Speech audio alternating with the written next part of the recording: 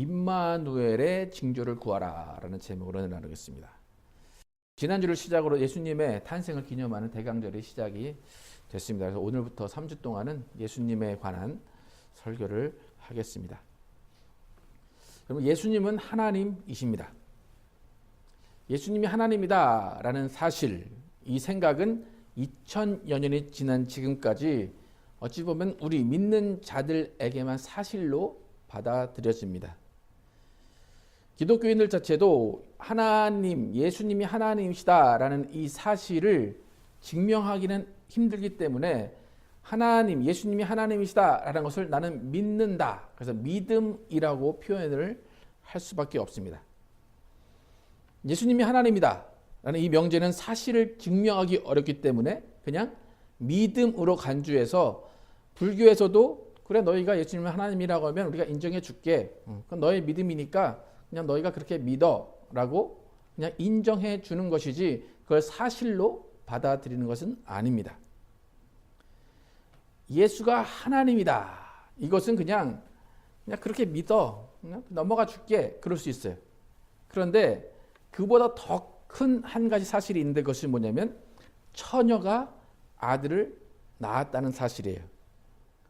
처녀가 아들을 낳은 것, 이것을 정말 사실로 받아들이느냐 아니냐에 따라서 우리가 예수를 믿느냐 아니냐가 결정이 되기도 해요. 여러분, 우리나라에도 이런 어떤 출생의 비밀이 있는 사람들이 몇 명이 있죠, 그죠? 출생의 비밀, 신비에 쌓인 존재가 우리나라에 누가 있죠? 신화에 존재하는 사람이 누가 있죠, 여러분? 혹시 단군? 또 하나는 또 알에서 태어난 박혁거세? 예. 여러분 그거 믿으십니까? 어떻습니까, 여러분?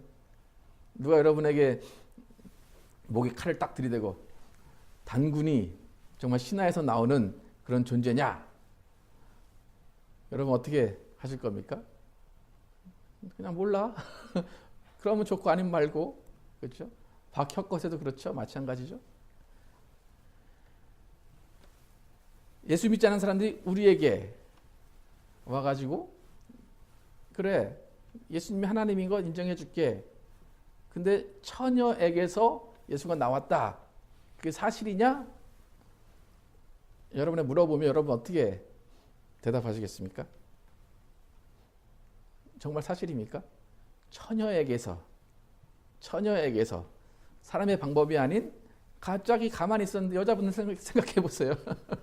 가만히 있었는데 아기가 생겼어. 여러분 믿어지십니까 그게? 그걸 사실로 받아들일 수 있으십니까?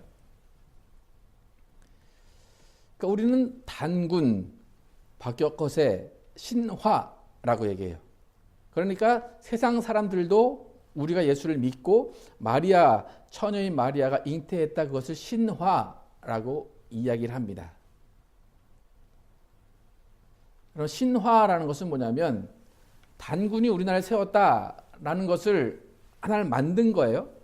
근데 단군 신화를 만든 어떤 사람이 있을 거예요. 그죠? 그 사람은 언제 단군 신화를 만들었느냐? 그것은 왜 그러냐면 한 민족을 이제 모아서 그 민족을 하나로 뭉쳐야 되기 때문에 하나의 신화를 만들어서 우리나라는 이런 민족이야, 이런 민족성이 있어 라고 해서 이 이후에 그 사람들이 어떤 조직을 만들 때, 나라를 세울 때 그 신화를 만든 거예요. 박혁거세도 마찬가지죠. 그 나라를 세울 때 그 나라에 필요하기 때문에, 그 나라의 하나로 뭉치게 하는 그것이 필요하기 때문에 그것을 만든 거예요. 그렇다면 예수의 어떤 탄생의 신비라고 하는 마리아에게서 나왔다. 그것은 기독교가 생겨나야 되기 때문에 예수님은 이미 아무런 그런 의미 없이 태어났는데 기독교라는 예수교라는 것을 만들기 위해서 예수의 탄생을 후에 있던 사람들이, 예수교를 만든 사람들이 만들어낸 신화인가라는 거예요. 어떤 목적에 의해서, 어떤 필요에 의해서 그 예수가 하나님의 아들이고 예수가 처녀에서 잉태되었다. 그것을 어떤 목적을 가지고 만들었느냐예요. 단군이나 박혁거세는 어떤 목적으로 후대 사람들이 만든 거예요. 그런데 예수님은 예수교를 탄생시키기 위해서, 예수를 믿게 하기 위해서 만든 것이 아니라 이미 예수가 나오시기 이전 700년 전에 예언이 되어 있던 거예요. 그러니까 예수님의 탄생, 처녀에게서 아이가 나올 거다라는 것은 예수님이 태어나지도 않고 예수님을 알지도 못했던 700년 전에, 700여 년 전에 이미 예언이 되어 있던 거예요. 예수님의 탄생은 예수님이 태어나시기 이전에 이미 예언이 되어 있었기 때문에 이후 사람들이 짜맞추기 식으로 나중에 만들어낸 신화가 아니라는 거예요. 예수님의 탄생의 예언은 역사학자에 의해서 이미 증명이 되어 있는 거예요. 이미 700여 년 전에 예언이 된 일이 오히려 700년 후에 이루어지고 700년 후에 결정이 되고 700년 후에 발견이 되고 그때 깨닫게 된 거예요. 그 700년 전, 예수님이 태어나시기 700년 전에 이사야라는 사람이 예언을 했어요. 이사야도 무슨 말인지 몰랐을 거예요. 본인이 뭐 아이가 처녀에게서 태어날 거다라고 하는데 그 아이가 누군지, 그 아이가 하나님의 아들인지 모르고 예언을 했을 거예요. 하지만 그 이사야의 그 예언을 통해서 예수님은 역사적으로 증명이 되는 존재가 됐고 신화나 전설이 아닌 사실로 믿을 수 있는 근거가 마련이 됐다는 거예요. 저는 이사야 예언 중에서 가장 중요한 구절 14절 함께 다시 한번 읽어보겠습니다. 14절 시작. 그러므로 주께서 친히 징조를 너에게 주실 것이라. 보라, 처녀가 잉태하여 아들을 낳을 것이요 그의 이름을 임마누엘이라 하리라. 이사야가 죽은 지 몇백 년, 700년 후에 이것이 사실로 증명이 됐어요. 여러분, 요셉과 마리아가 예수님의 부모입니다. 그렇다면 요셉과 마리아는 이미 이 이사야서를 가지고 있었어요. 읽고 있었어요. 이 의미가 무엇인가 알고 있었어요. 그런데 그 이사야 예언이 자신에게 이루어질 줄은 몰랐던 거예요. 그런데 이사야의 예언, 700여 년 전에 이루어진 그 예언이 마리아에게 또 요셉에게 이루어졌다는 것을 확인하는 방법이 있어요. 마태복음 1장 18절에서 25절 함께 한번 읽겠습니다. 같이 읽겠습니다. 시작. 예수 그리스도의 나심은 이러하니라. 그의 어머니 마리아가 요셉과 약혼하고 동거하기 전에 성령으로 잉태된 것이 나타났더니 그의 남편 요셉은 의로운 사람이라. 그를 드러내지 아니하고 가만히 끊고자 하여 이 일을 생각할 때에 주의 사자가 현몽하여 이르되 다윗의 자손 요셉아, 내 아내 마리아 데려오기를 무서워하지 말라. 그에게 잉태된 자는 성령으로 된 것이라. 아들을 낳으리니 이름을 예수라 하라. 이는 그가 자기 백성을 그들의 죄에서 구원할 자이심이라 하니라. 이 모든 일이 된 것은 주께서 선지자로 하신 말씀을 이루려 하심이니 이르시되 보라, 처녀가 잉태하여 아들을 낳을 것이요 그의 이름은 임마누엘이라 하리라 하셨으니 이를 번역한즉 하나님이 우리와 함께 계시다 함이라.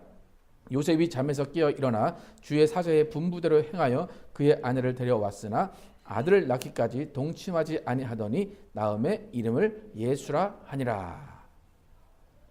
이사야라는 그 선지서를 가지고 있었어요. 그런데 그 선지서를 읽었는데 어느 날 아침에 천사가 딱 나타나더니 그 말이 너의 아내에게 이루어질 거야. 자, 이 남자의, 아까는 여자분들에게 여쭤봤지만 남자의 입장에서 결혼하기 전에 아무런 그런 스킨십이 없었는데 여자가 나 아이를 가졌어. 여러분 어떻게 하실 겁니까? 너무 기뻐하실 겁니까? 네. 요셉은 어떻게 하려고 그랬대요? 조용히 끊으려고 그랬대요. 좀 신사적인 사람이었어요. 근데 천사가 나타나서 성령으로 잉태했어. 그 말도 믿기지 않는 말이에요. 믿을 수가 없는 말이에요. 그래서 이제 제 생각에는 25절 아들을 낳기까지 동침하지 아니하더니 이게 뭐 순수해서 그런 것보다는 정말 그런가 한번 확인을 하는 차원일 수도 있었을 것 같아요. 근데 그 아이가 성령으로 잉태되었다라고 할 때 근거가 있는 것이 이사야서의 말씀이었어요. 아들을 낳을 것이니 처녀가 잉태하여 아들을 낳을 것이니 그 이름을 임마누엘이라 하라. 그 예언이 700여 년 후에 이루어진 거예요. 여러분, 처녀의 몸에서 아이가 잉태되었다. 증인이 몇 명입니까? 증인이?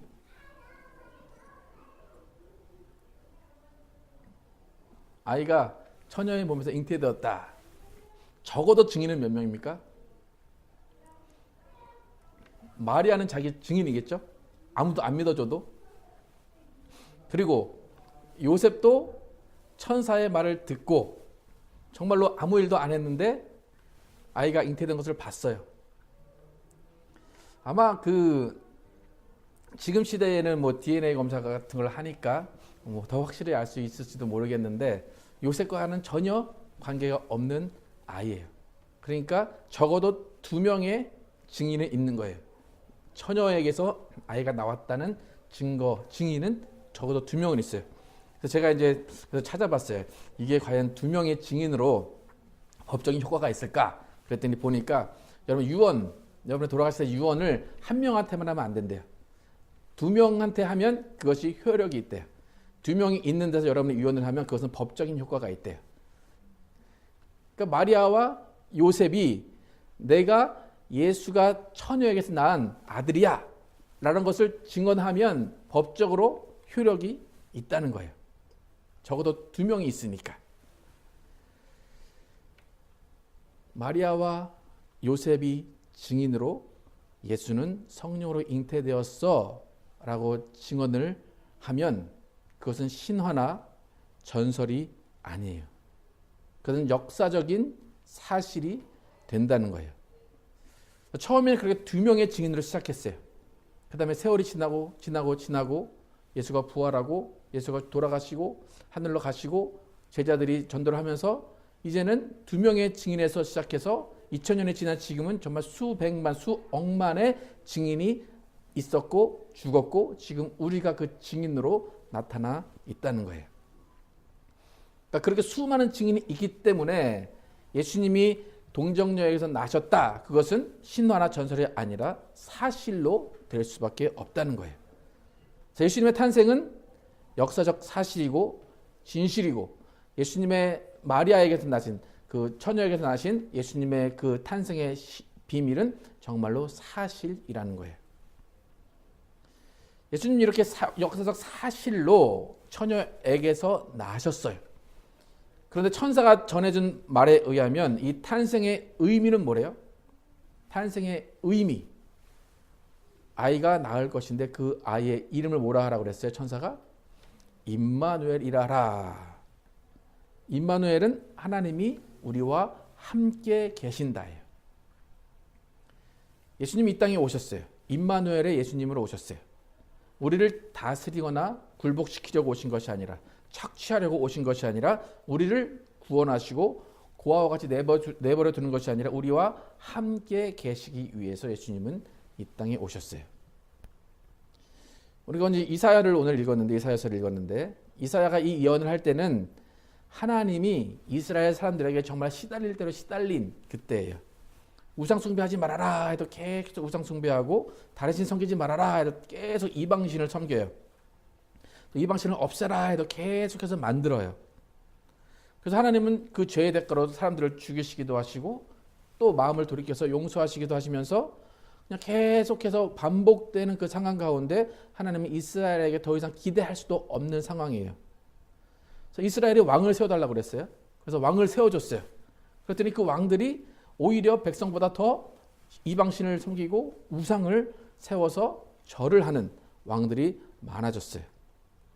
오늘 본문에 나오는 아하스라는 왕이 있는데 그 아하스 왕은 이스라엘 왕들 중에 유다 왕들 중에 역대급으로 악한 왕이에요. 우상을 숭배하고 오히려 그 성전을 닫아버렸어요.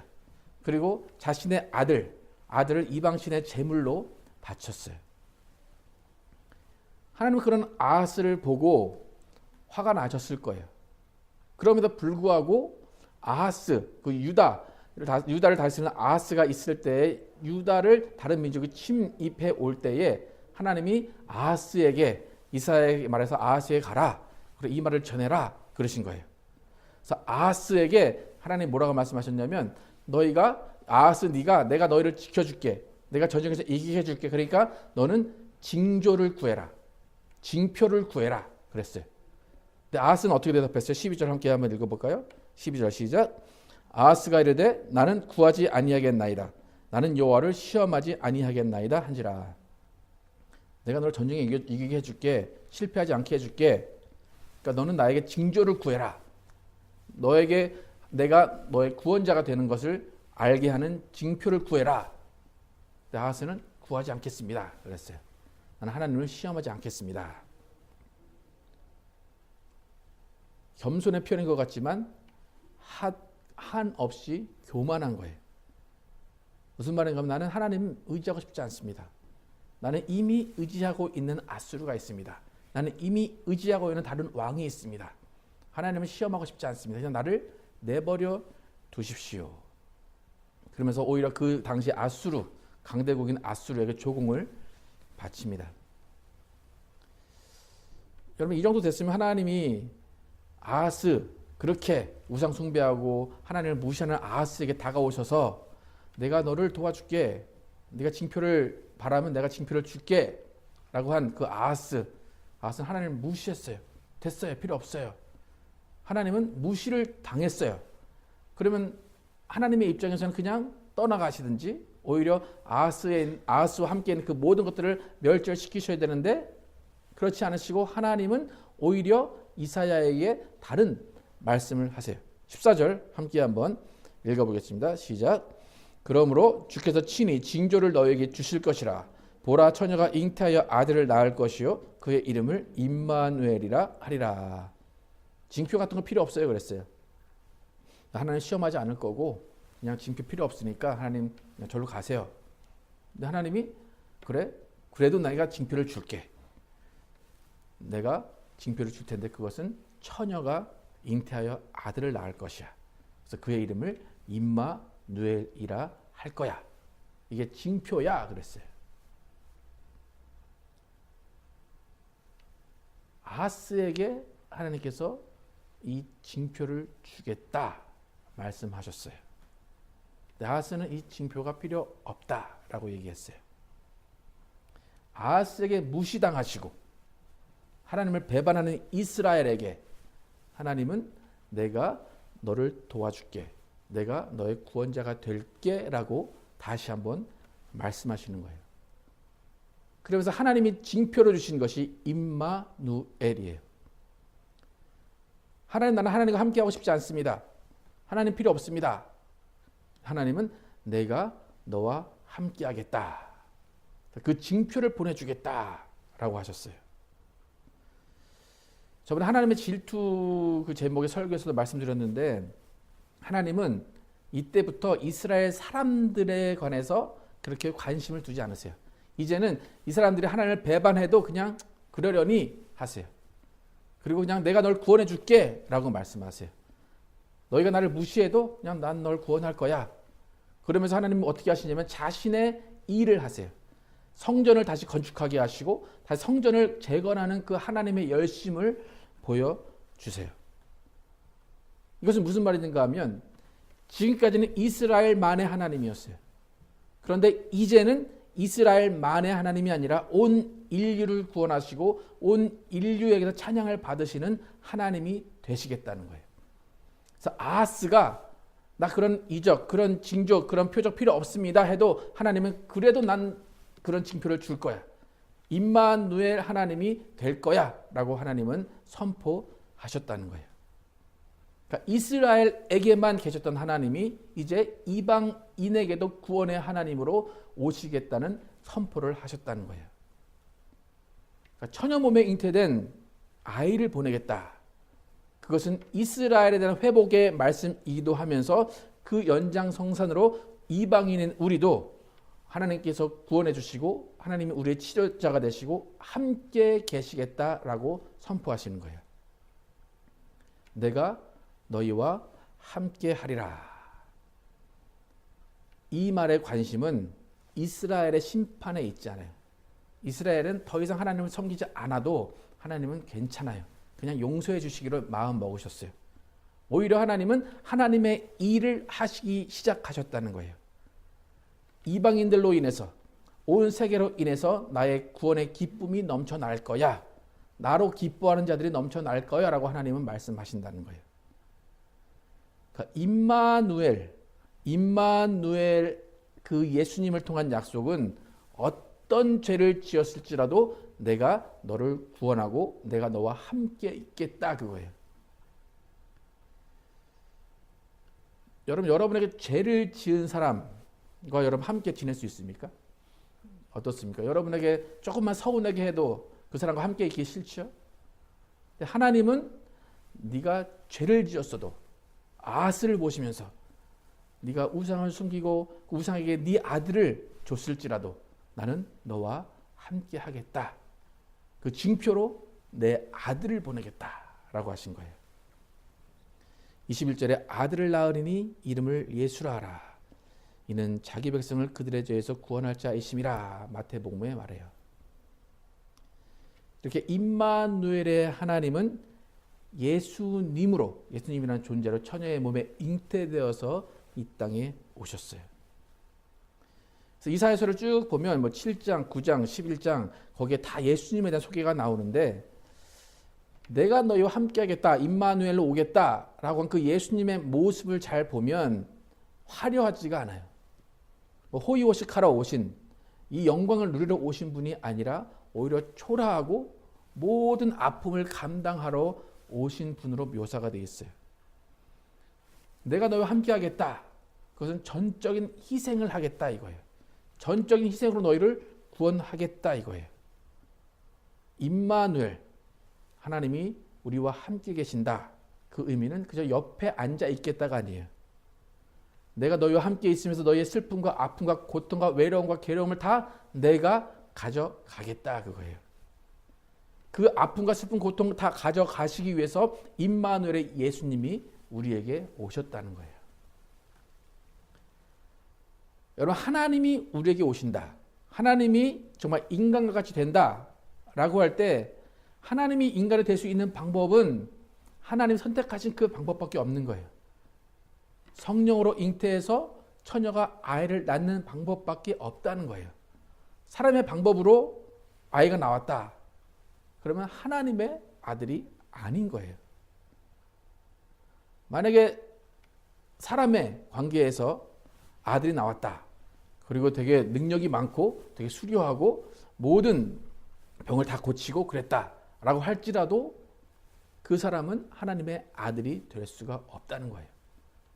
처녀에게서 잉태된 아들만이 예수 그리스도 임마누엘이 될 수 있다는 거예요. 예수님이 이 땅에 오셔서 임마누엘로 오셨는데 예수님이 오신 가장 큰 목적은 또 뭐냐면 우리의 죄를 사하시기 위해서예요. 구원하시기 위해서는 죄가 사해져야 돼요.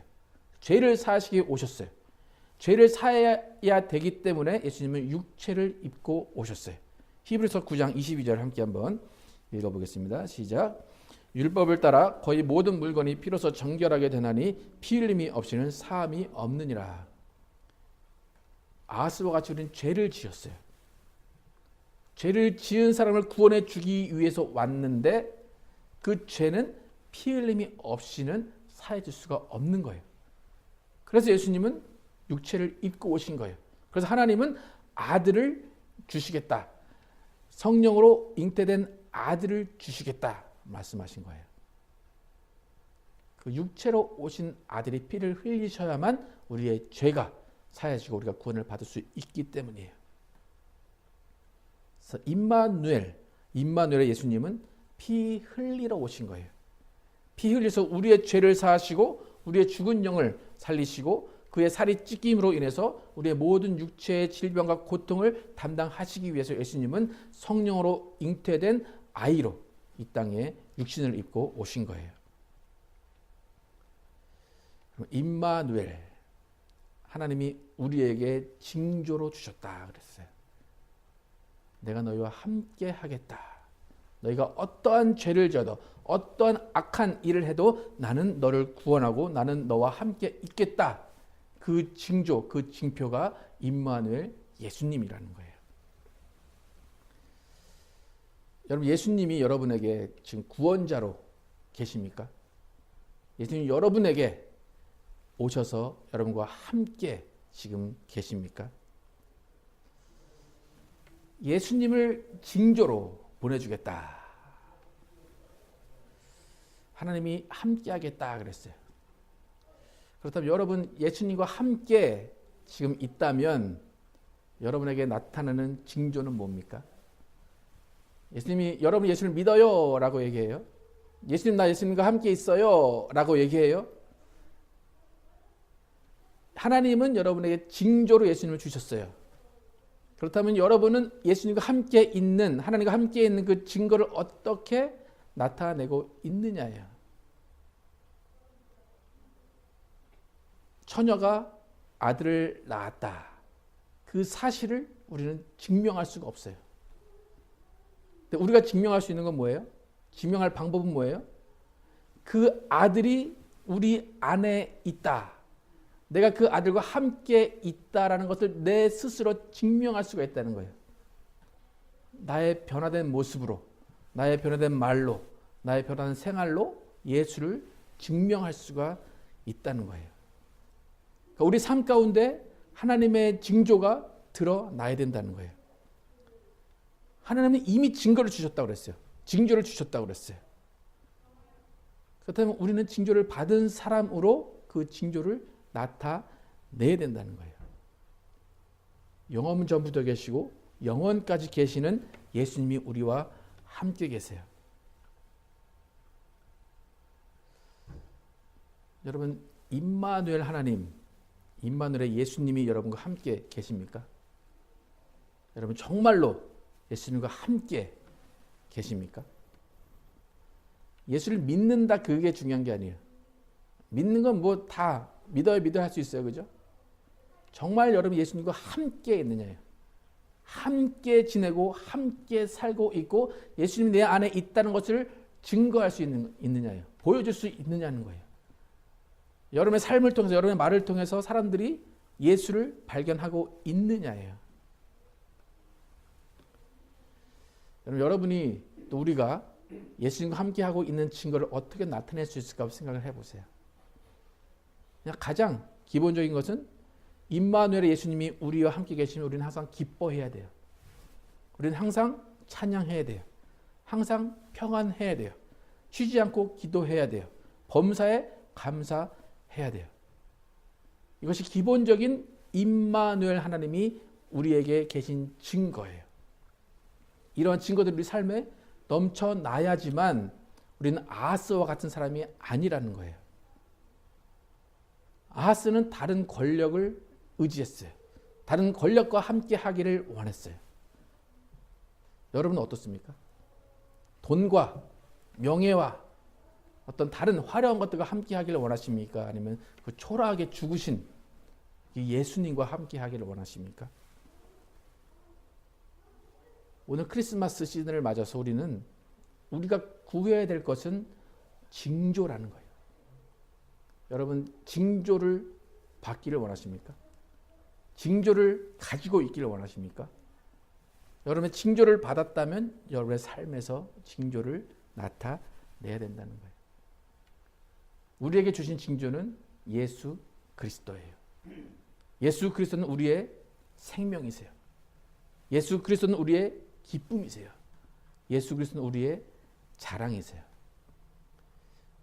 여러분, 예수님 자랑하십니까? 예수님 자랑 언제 해보셨습니까, 여러분? 사람 만나서 나 예수님 믿어. 나 예수님 갖고 있어. 예수님 나와 함께 계셔. 혹시 자랑해 보신 적 있습니까? 혹시 백은 사면 자랑 많이 하죠? 네. 예수님을 자랑해야 돼요. 그게 하나님이 임마누엘로 우리에게 주신 징조, 징표를 갖고 있는 거예요. 그 사람이 하나님과 상관이 있는 사람이고 그 사람에게 하나님이 구원자가 되신다는 거예요. 예수가 우리와 함께 계시다. 그렇다면 우리는 예수와 함께 죽어야 돼요. 예수와 함께 살아야 돼요. 예수로 기뻐해야 하고 예수를 자랑해야 되고 예수를 찬양해야 되고 예수의 이름을 의지하고 예수 이름을 불러야 돼요. 하나님이 왜 내가 너희와 함께 하겠다 했을까요? 좀 귀찮게 하려고? 있는 거 뺏어가려고? 그게 아니라 하나님이 가지신 그 모든 것들을 주려고 내가 너희와 함께 하겠다라고 하신 거예요. 여러분, 하나님이 가지신 그 많은 것들 중에 여러분 뭘 지금 취하고 계십니까? 하나님이 주시겠다라고 한 것 중에 여러분 뭘 받고 계십니까? 별로 안 받아도 돼요? 필요 없어요. 그냥 뭐 내가 알아서 살게요. 아하스가 그런 거예요. 아하스가. 우리는 하나님 주시겠다 하면 감사합니다가 받아야 돼요. 받고 하나님과 함께 하겠습니다. 겸손하게 순종해야 된다는 거예요. 우리에게 예수, 임마누엘로 오신 예수만 있다면 우리는 세상의 모든 것을 다 가진 거예요. 그렇게 더 이상 괴롭지도 않고 더 이상 슬프지도 않고 외로울 필요가 없다는 거예요. 예수만 있으면 된다는 거예요. 여러분, 예수로 구원 받으시기 바랍니다. 예수로 거듭나시기 바랍니다. 예수로 변화되시기 바랍니다. 예수로 살아가시기 바랍니다. 예수는 우리의 힘입니다. 오직 예수만 따라가셔서 임마누엘 예수님이 부활로 승리하신 것처럼 우리도 그 부활에 함께 참여해야 됩니다. 아까 찬양하신 것처럼 예수님이 삶의 이유가 되어야 돼요.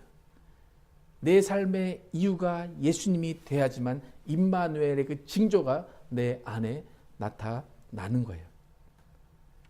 예수님이 가지신 영광, 예수님이 가진 그 승리의 삶이 우리의 삶이 되기를 원합니다. 예수님이 우리에게 주신 그 임마누엘의 증거를 여러분의 삶에서 증거하시고 예수를 자랑하시면서 그 기쁨 가운데 살아가시는 여러분과 제가 되기를 예수 이름으로 축원합니다.